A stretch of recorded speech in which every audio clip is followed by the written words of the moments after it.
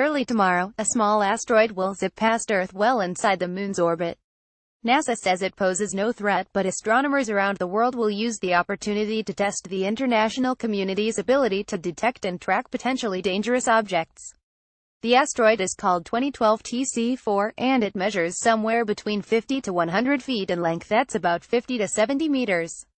Its closest approach will happen over Antarctica at 642 GMT on Thursday, the 12th of October, at which time it'll be approximately 26,000 miles 42,000 kilometers from Earth.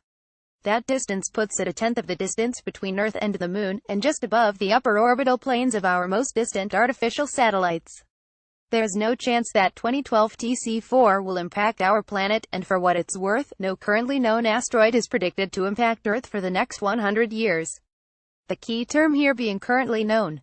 Every once in a while an asteroid zooms by that we never saw before, causing the hairs on the back of our collective necks to stand on end. It's for this reason that asteroid trackers around the world are going to point their telescopes at this thing over the next few hours and days. It's an excellent opportunity for astronomers to see how well they function as a coordinated international asteroid warning network. 2012 TC4 was first detected by the Panoramic Survey Telescope and Rapid Response System (PNSTARES) in Hawaii in 2012, but the rock soon drifted out of range.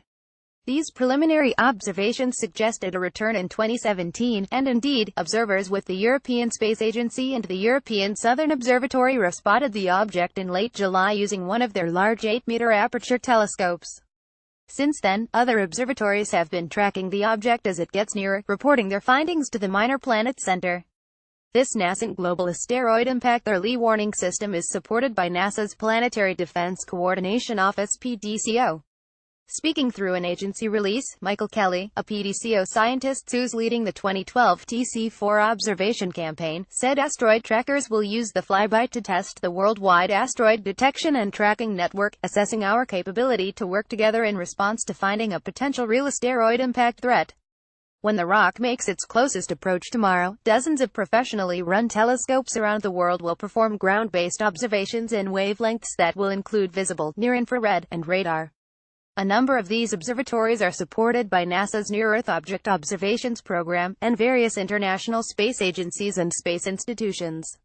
Even amateur astronomers are being encouraged to join in, but that could be tricky. 2012 TC4 will be difficult to see using backyard telescopes because the object is quite dim and it'll be moving very quickly across the night sky.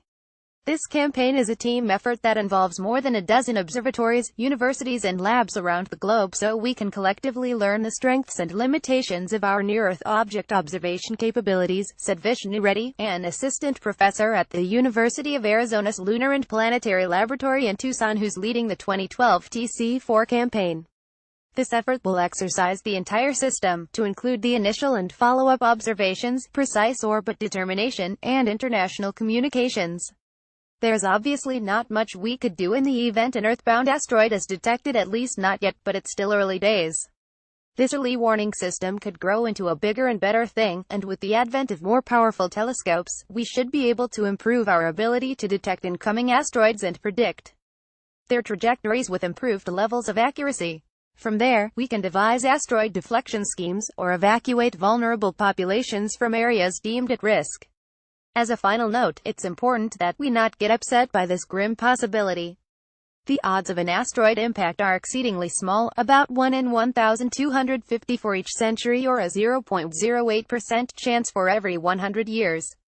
There are plenty of other catastrophic and existential risks worth worrying about, such as pandemics, nuclear war, and future technologies such as artificial superintelligence and molecular nanotechnology.